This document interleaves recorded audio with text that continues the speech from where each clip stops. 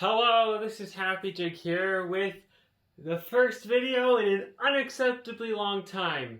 I shouldn't feel bad about that because I'm far from the only channel of this size that goes on extremely long hiatuses for no reason in particular. Well, no, not no reason. Life. Life is more important than making YouTube videos. Unless YouTube videos are your life, as is the case with so many people these days. Anyways, back to the topic, which we weren't even on at that point. This is our Oreck XL2, as you can see, and I'm surprised. I didn't think I'd like this vacuum, but turns out I have a lot to say about it. So first, I think we should start off by telling you what we don't like about it. No, I was going to say, I think we should go into how we got this vacuum. Oh.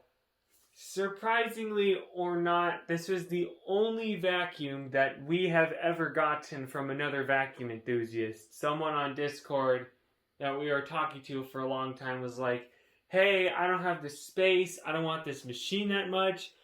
Do you want it? I'll ship it to you for free. And we were like, yeah, definitely, I'll pay shipping. I can't remember if I...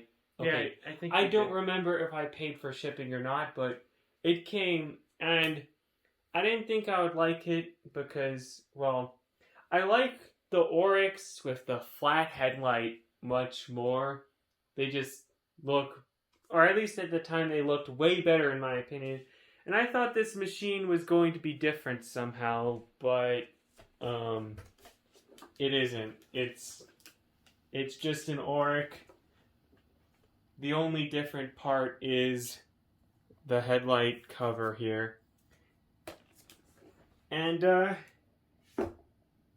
because I didn't think I'd like it, I left it sitting in the garage for a while with its brush roll and belt removed, and I didn't know where I would find another... I thought I might lose parts from it if I left it disassembled for too long, and eventually I got afraid that that would happen, so I put it back together, and I used it. And it is way better than I thought. I should probably preface this by saying the other Oreck we have is an XL Gold, which has a hole worn into the bottom plate where the belt for the connects to the brush roll. It makes it extremely hard to push, and I don't like it, but I should give it a new bottom plate and give it a fair chance before I can, you know, make that judgment clearly, as in the case of this vacuum. Because I like this a lot. It pushes really easily on floors. Its brush roll is really good at cleaning our rugs. But, you know, I have a list here. I should probably go through that of the things I like. Firstly, it is a good handle. The Oreck, let's see here. It has its name on it. The helping handle. I don't know if that's a... I don't know what you'd call that. A pun? A portmanteau? I don't know. But, yeah. As you can see, instead of being like this, it's like that. And it's very easy to push it forward and pull it backwards, since that's the direction your hand and wrist are in. Very useful. Secondly, I like its headlight. It's wide. It is in the objectively correct place on the front of the vacuum. And, you might notice that my voice changed there. We should turn off that feature. 1 second. Okay, zoom in mic is off now. So, yeah, the headlight is in the objectively correct place. And it has 2 bulbs, which is great. It illuminates the front of the vacuum really nice. And both bulbs work on this. They are not burnt out. I did not have to replace them. And even if I did, it would be really easy. Just 2 screws on it. Another thing I like about this vacuum is the brush roll. You know... Here, let's get it flipped over. Yeah. Oh, camera? Alright, unlike the... you need to tighten the tripod. Oh. Unlike the XL21s, this has very dense, thick, and soft bristles. And in this house, we have very thin and old rugs that, well, they don't require that much agitation. Oh, wow. The wheels are rubber, too. Yeah. And, well, that brush roll is really, really good for these rugs. It just works. Another thing I wasn't expecting to work well in this vacuum is the bottom is completely flat, and two of our most high traffic rugs, one of which it is on top of right now, are on uneven terracotta tile, and the only vacuums I've found that can clean it really well, or that can clean it satisfactory, either have, I should rephrase that. Vacuums that clean those carpets really well and uneven floors really well have very little points of contact or a lot of flexibility. Like a Dyson ball, for example, that's the best vacuum for those floors because they can articulate the head and they ride on one point instead of two wheels, and they don't have a big bottom to scrape against the floor. And this, well, I mean, look at it. It's low to the ground. It's flat. For whatever reason, at least on one of those carpets, it works well. On this one... We don't use this on hard floors at all. I'll get to that. On this carpet, it doesn't work well.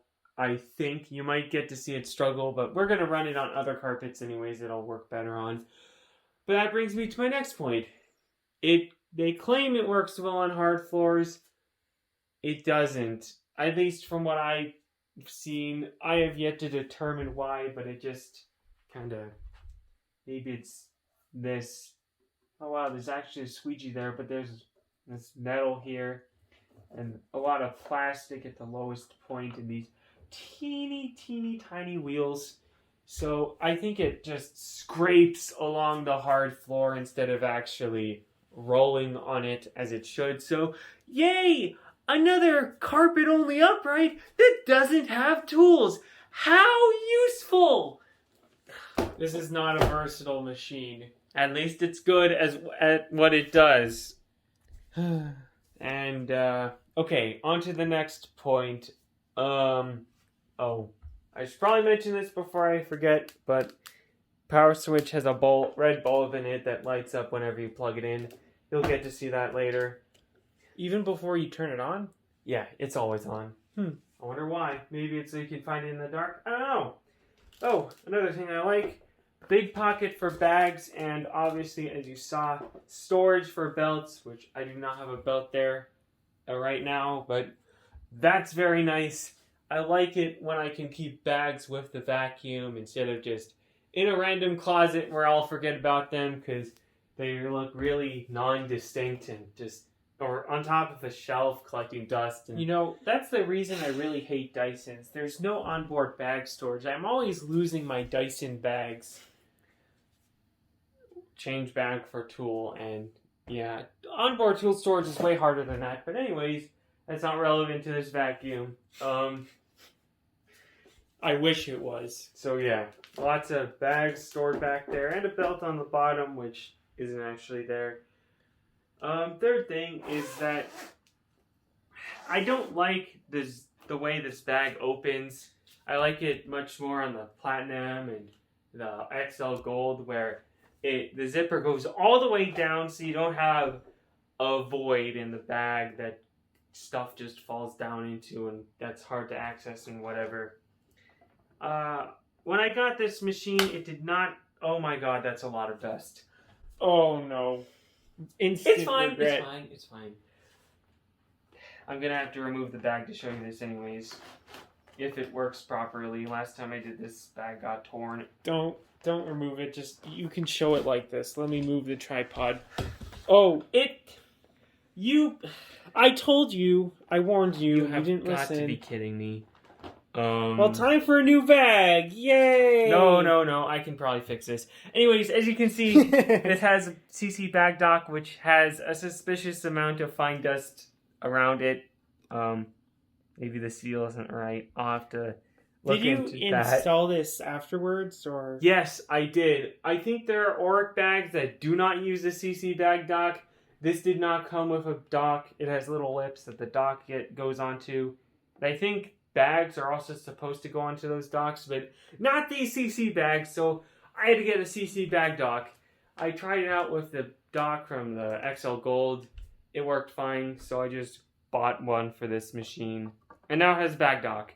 And I think I'll make a cut when I fix this huge mess. Why is there so much fine dust? Is this normal? Commenters, please comment. Although And like FNG it's- machines do something similar, but we'll be right back. Alright, we are back. That is the second time taking the bag out of a bag machine on video has resulted in instant regret. And also the second time I've made a video on a bag machine. Okay, I'm kind of concerned about that fine dust leaking out. I'm not sure if that's my fault. Please tell me in the comments. Anyways, let's not... The outer bag is Let's not panic. It's fine. Yeah, that's fine. It's fine. It's fine. Okay, back on topic. I love the cord on this. It's like, I don't know why, but for some reason, this thing has a super thick cord and a really good plug. I love it when machines have good cords. Also, this cord is a pretty good length. And it has a quick release. Yeah. Which is it's not a given on some machines similar to this. Unbelievably so, but I am very glad for that. Another thing is that this machine is just, because it's an Oreck, it is brutally simple. If you've taken apart an Oreck, you know exactly what I'm talking about. I love simple design. I love simple machines. It just... Except when the belt wears through the side of the bag door and the Yeah. base plate of the machine. I was going... And then the fan shatters and the bag leaks dust. I But at was- least you can run it over with a pickup truck, right? I was going to say, someone we know has one of these, and the belt was not installed properly one time, and it burned and melted a U-shaped hole right here where the belt goes on the motor. Fun! And that's a common problem with Oryx. I don't know if it's common, but I've seen it a bunch. not impossible. So yeah, this machine might have hidden issues. Who knows? When we turn it on, the bag might just decide to haunt us forever. And Also, its name is pretty much meaningless. yeah. There's nothing really extended life about it. There's nothing to about it. And there's nothing plus about it. It's just an Oreck. Well, C-lock is actually the outer bag material, but I thought it was cell lock. no, it's C-lock. Oh, I like this big vinyl Oreck banner on it, Yeah. but the bag, I don't know. I don't know the merits of it. Anyways, too much talking, not enough vacuuming. It's loud. That's the only other thing Yeah. on this list. Which is why we like to use these! Yay, hobby crossover! Anyways, let's go get it ready. Our- World's first third-person vacuum video. Put on your hearing protection. Oh, yeah. I was going to say, something I forgot is that this vacuum does the irredeemable sin of not having wheels that you can roll it around on. Why the... I'm not going to swear on this channel. Do manufacturers think that's okay? I hate it. But it's light enough to pick up. You don't need those things. It's horrible. So I hope you can see the debris on this carpet. Okay, you can. Let's just go.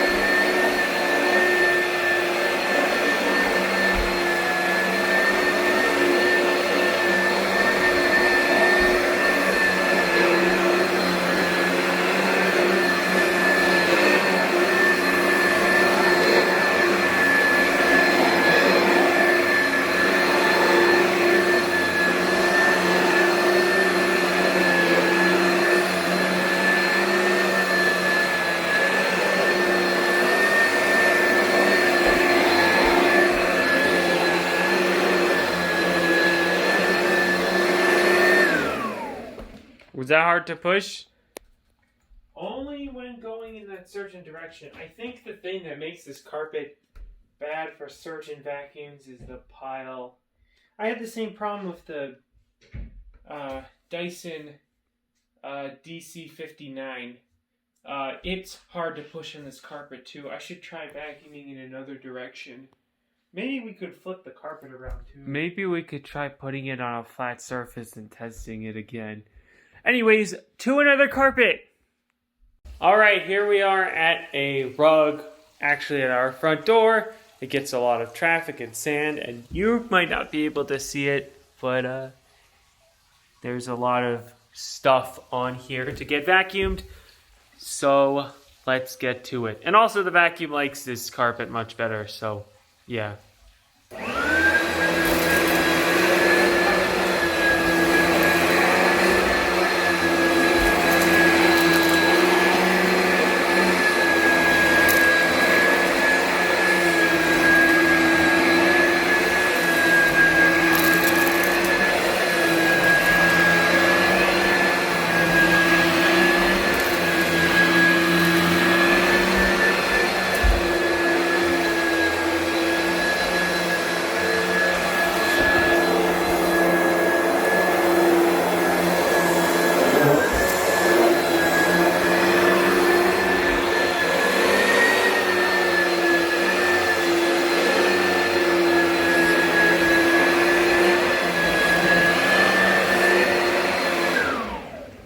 Oh, something I forgot to mention is that this vacuum doesn't have any anti-ingestion bars, or ingestion bars, whatever you call them.